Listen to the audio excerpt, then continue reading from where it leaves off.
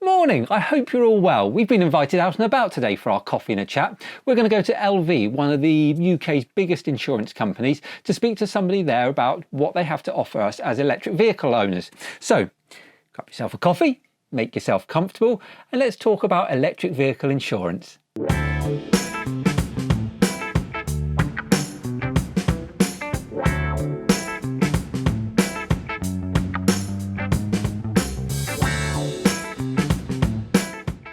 Tom, thank you ever so much for coming on the channel today. Really appreciate your time.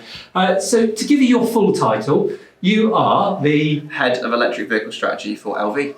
Right, so but don't get me wrong, I'm not a massive one for insurance. I don't find it overly exciting, but your role sounds really, really interesting. How have you ended up getting into a role like that? So I work in our strategy department, and over the last few years we've been looking at electric cars, and basically part of my role has been looking at where the market's going, what are consumers thinking, and then building products to serve that emerging electric car market. So when you eventually got the job you've got now, what was the brief? So we'd identified that electric cars was a key area we wanted to invest and focus on. So really it's been about understanding what the consumer need is, understanding what products we can develop for the consumer. So obviously our electric car insurance product, and then looking at what's next. So what else can we do to help the electric car market? What else is happening in that market? And really just doing that forward thinking and looking at what's happening in the next 5, 10, even 20 years. And I really want to talk about that, but what I'd like to do is just start where we are now. So you've been put in place, you've developed a product which is now on the market. Just tell me a little bit about that product. How did that come about? Sure. What were the needs that you saw? So we've been insuring electric cars like every other insurer in the market, which was we were doing a standard car insurance product and covering electric cars that way. But we've been monitoring the market for a while. We did a lot of consumer research, understanding what the customer need was. We felt the time was right for an insurance product specifically for electric cars. Mm-hmm. So we understood that consumers got really concerned about the range of electric cars and running out of power. So our own research showed 51% of people are concerned that the car will run out of charge. Right. So therefore, our product's got what we call range anxiety cover. If you run out of charge, we'll take you to the nearest charge point. Equally, if you choose to have a courtesy car, you don't want a petrol or diesel car if you've got an electric car. So again, if you choose to have that option, you'll get an electric or hybrid car. Equally, it wasn't very clear around whether people had the cables and charging points covered. They were covered, but it really wasn't that clear unless you knew how to really document insurance. Mm-hmm. So we've made it really clear your charging cables are covered, batteries are covered, and even your wall box at home, because not everyone's got home insurance, and even then they might have the right cover. So we wanted to make sure it's all covered. So everything with your car is covered. Then we found with our research, people are concerned around when they buy an electric car, where do I charge it up? There's this charger anxiety. Mm-hmm. So that's why we partner with the guys at ZapMap. So all their tools, ZapMap is on lv.com, so we can direct people to it. So we've designed a product that's designed for existing electric car owners. We've also considered those that are new to owning an electric car and what they're concerned around. Mm. So we've looked at it holistically. The other thing that people probably don't think about is repairing an electric car. And actually, it requires a different skill set and different tools. So to repair an electric car, you have to have the equivalent of a City and Guilds Level 4 qualification. Right. Only 2% of the repair workforce has that qualification. So we've made sure we've got the capability within our repair network to repair electric cars. Is that something you're assisting them to do, or just through the very nature of you pushing work their way, they're having to develop that? Bit of both. So we are working with our repair network. We work closely with them. We have sites that are just LV sites, so only LV cars go in there. And we've worked with those repairers to make sure they've got the capability and the equipment needed. One of the things with electric cars is they've got a lot of technology in them. Mm-hmm. So what people don't necessarily realise is they've got sensors for ADAS, so automated emergency braking, all those things, so they have to be repaired. But also they use new techniques to build these cars. You know, initially when the Audi e-tron came out, the glue wasn't certified. So actually we had to wait for the glue to be certified to be able to repair a vehicle because it got crashed before the glue was certified. There's all these different complexities in that space that we've really spent the time to think about and make sure that capability is there. So our customers are going to get a great experience if they have a claim. I mean, you've talked about the reasons why this policy you have now been put in place. But one of the, I suppose, criticisms or comments that I hear a lot is that it's a bit of a gimmick. It's a bit of a gimmick because people already have breakdown cover, people have household insurance cover, people have all these things in place that you seem to be putting onto this policy, so there's not a need for it. So, touching on your points there, so in terms of the breakdown cover, not everyone has breakdown cover. Actually, what you see a lot now in that market is pay on use. So you have it where you only pay when you use that breakdown cover. And equally, people have different levels of cover. So the answer of, it's covered by breakdown, that's not necessarily true because it might not be the right cover, they might not have breakdown, which is why our range anxiety cover, so if you run out of charge, take to the nearest charge point, is included because that is a concern for people, particularly people who are looking to adopt an EV. So you point around again, the home insurance. Again, it depends on what your home insurance cover is. Not everyone has home insurance. Particularly if you live in a rented property, you may not have the insurance for the box if you want to put a box in. So therefore, we want to make sure that's covered. So again, it's around the fact that you've got that peace of mind, particularly if you're new to the electric car market. But if you're not, you don't have to worry about having home insurance. Right. So we've done a lot of research to understand the market, understand what the consumer need is. And that's the key thing for us. We're trying to make sure from a customer's point of view, they've got peace of mind. And that's where we've tackled it. And also trying to make it so it aids adoption. We want to help the electric car market grow. So it's what can we do to help people with their perceived barriers to entry. And that's what we're trying to build with our electric car offering. So effectively, it's a product that helps give confidence to get people into the market, as opposed to people like me, like you said, that are really confident anyway. So it just gives us more choice. Exactly. So Tom, we've spoken there about where we are at the moment. So the product that's out there, but that's just a very small part of your role. And what really fascinates me is what the future holds. Where are we going to be in 5 years, 10 years, 20 years time? And of course, you've alluded that that's part of your role. So let's start with the short to mid-term, that sort of 5 to 10 year stretch. What's going on behind the scenes? What are you talking about? What are you identifying we're going to need as consumers going forward? Sure. So one of the things we're looking at is what new vehicles come to the market. So there'll be 100 new pure electric vehicles coming to the market in the next 5 years. Yeah. So it's a huge amount. And that's what we're seeing is a lot of pent-up demand and the supply not being there. So that supply will come on stream. And you'll see these cars with 200, 300, 400 mile ranges. And equally, there'll be more pure electric. So with our insurance product, we've gone pure electric because our belief is the plug-in hybrid is just a stepping stone. Yeah. And really, everyone's going to go pure electric. Because ultimately, the plug-in hybrid still gives out emissions. There's questions about how many people actually use the actual electric part of it. So we think more and more people will go pure electric. So what we're going to see is increase in terms of infrastructure. So more people charging, more people doing home charging. You're going to see the cost of the battery come down. You're also going to see more people doing home energy storage. Yeah. So particularly where I think Nissan recently announced details where they're obviously recycling the old Leaf batteries. Yes. You're going to see more manufacturers doing that. So you'll see more energy storage in the home, more micro generation. So people using things like solar panels at home, generating power.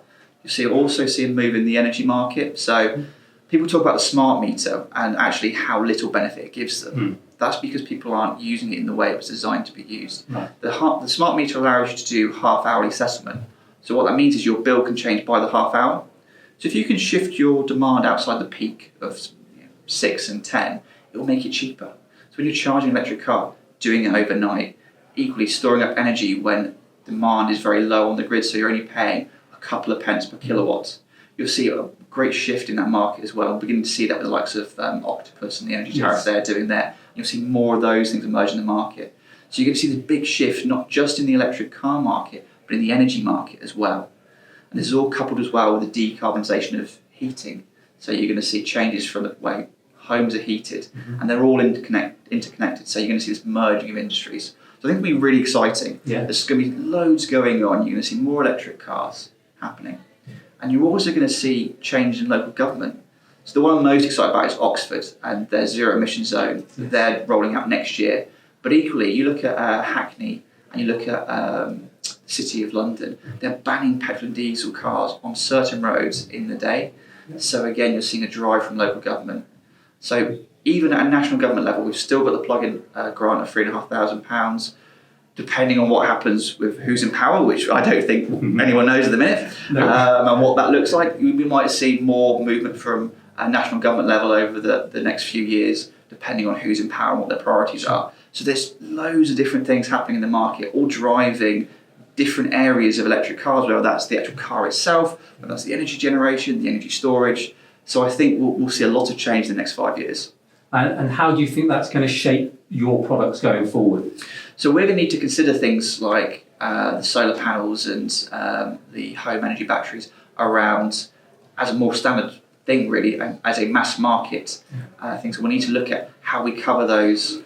Is there something we can do with our emergency breakdown products for those types of items? I don't know, but we'll certainly look at it. We'll need to look at as well, a lot of electric cars, the warranty for the batteries is 8 years. Those cars will begin to come out of warranty. Is there anything we can do there? We'll look at that. There's huge areas we can look at, and that's what we're doing at the moment, is trying to work out what we're going to do. We've got nothing necessarily for certain of where we're going to release the next product. These are all areas we're looking at and what we can do, and also looking at it from the environmental point of view. Our customers are becoming more environmentally focused. So is there something we can do in terms of helping them to carbon offset themselves? We'll look at that as well. Really open-minded about everything. Absolutely. We're not being specific at all around which area we look at. Excellent. So one of the things you obviously talk about, different ways of energy coming into your home. Vehicle to grid is quite a big talking point at the moment. There's trials going on and things are happening. Is that something you've explored? And is that something that you talk about charging cover and all the rest of it? It's quite a big step up from your 7 kilowatt home charger. Have you looked into that at all? Yep, so we're looking at the vehicle to grid chargers and what that might mean, understanding how they're going to work. And again, we're looking at what can we do to support that. I think vehicle to grid will be huge. Some of the early tests have shown that they don't impact the battery life. Actually, if anything, they help. That kind of small charging, discharging helps strengthen the battery. So I think it's, again, another really exciting area. And again, it ties into that home energy storage. So powering your home off your car. I mean, that again will be huge, and if you can help, that will help shift demand outside of peak and all those sort of great things. Absolutely, I think it all complements each other. From what you were saying, solar, home storage through the battery in your house, your vehicle to grid, your heating. If everything can talk to each other, everything is integrated, and then it can take the energy at the best times. So the real off-peak times, and then you can use it at the on-peak times when actually you're not pulling on the grid. Surely that's probably the best future. Absolutely. It works. And what's nice, just talking to you there, it's nice to hear that it's not just about the car insurance. It's not just about selling a package to say, right, there you go, you can now go and drive your car. You're looking at it as a much bigger picture, and you might not be able to do anything to help people with their home heating, but you see that is something that will affect how the car's used. So it might be that the vehicle to grid powers the home heating, and you need to be aware of that. And you could be thinking for the future. So it's nice to hear that. It's not just quite an insular package that you're thinking about. So that's kind of your medium term or short to medium term. Beyond that, of course, we're seeing things like self-driving cars. We're seeing car sharing, using self-driving technology. Cars going to work for you while you're at work and running people around. How much can you look into that, and what sort of research can be done? So again, we're doing a lot of research into autonomous cars and what that looks like. And you've got the 5 levels of autonomy that have been defined. So where we're talking at the moment is level 4. So this is autonomous in most circumstances. The level 5, where your car can drive itself anywhere, anytime, is still hypothetical. It's still not proven. So what we're talking about is level 4 autonomy. From a customer point of view, from your insurance, you won't see anything different. So if you have a crash in an autonomous vehicle, you'll speak to your insurer and we'll deal with it as you would do. Yeah. But from an insurer point of view, it will be very different. We need to understand, is that car being driven by you, or is the car driving itself? And then we can deal with the claim on that basis. And then who is at fault, and all the usual stuff that an insurer would do. But actually, there'll be a load of stuff in the background of us talking to the motor manufacturer to work through that. So again, we're doing a lot of work on that. Also, where we've got the ADAS technologies coming in. So these are the things like the automated emergency braking, lane keep assist, and all of these. Again, we're doing a lot of work to understand these. So although they will help massively in terms of making your car much safer, it does make the car more expensive to repair. So we do see a reduction in the frequency of claims when you've got these pieces of kit in there. But again, you've got to have them switched on. We see sometimes people don't have them switched on, and there's other factors we take into account as well. So again, we're looking at all of these, understanding that market, and again, we're trying to take it from the customer point of view. So how do we make that easy for the customer? Which is why when Tesla finally makes its car fully self-driving, if you have a crash in that car, from a customer perspective, you'll deal with your insurer as you would do normally. You're not going to work out what you need to do. We'll take care of that in the background. I'm guessing there's an awful lot of legal work going on at the moment. Is it kind of, are you seeing results of that legal work? Is there a point where they say, okay, so level 4, if everything's turned on, it's the manufacturer's responsibility, or is it still very grey? Where are we with that? So the legal frameworks have been worked out. There was recently a bill that went through Parliament that helps define that framework. So we haven't tested it yet because there are no level 4 cars being driven by customers. So I guess the proof will be in the pudding. But actually, a lot of that work has already taken place.